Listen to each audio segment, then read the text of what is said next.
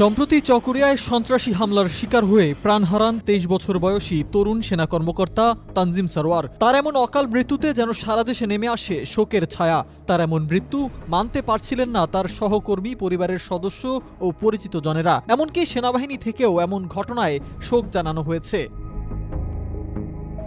তারই ধারাবাহিকতায় গতকাল সেনাপ্রধান ওয়াকারুজ্জামান মরহুম লেফটেন্যান্ট তানজিমের পিতামাতা ও তার পরিবারের অন্যান্য সদস্যদের তার কার্যালয়ে আমন্ত্রণ জানান। গতকাল বেলা ২টায় তাদের সাথে তার কার্যালয়ে সাক্ষাৎ করেন তিনি। সেখানে লেফটেন্যান্ট তানজিমের প্রাপ্য আনুমানিক ৪২ লক্ষ টাকাকে বর্ধিত করে ৭০ লক্ষ টাকায় উন্নীত করেন সেনাপ্রধান। পাশাপাশি ২০ লক্ষ টাকার একটি চেক লেফটেন্যান্ট তানজিমের পরিবারের হাতে তুলে দেন তিনি।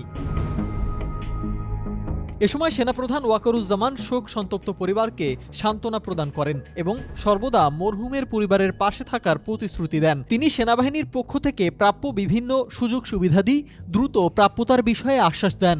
এছাড়াও তার পরিবারকে নানা ধরনের সুযোগ সুবিধা প্রদানের কথাও জানান তিনি।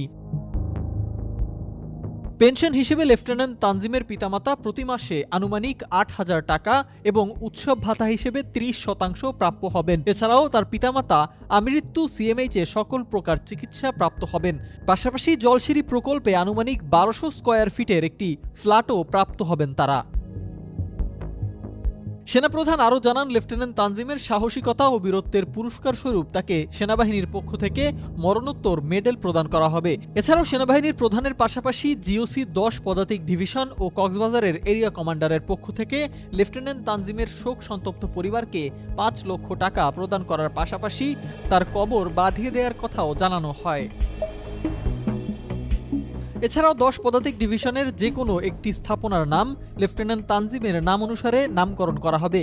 আরও জানানো হয়, এমন নির্মম ও দুঃখজনক কর্মকাণ্ডের প্রেক্ষিতে তদন্ত আদালতে কার্যক্রম চলমান রয়েছে।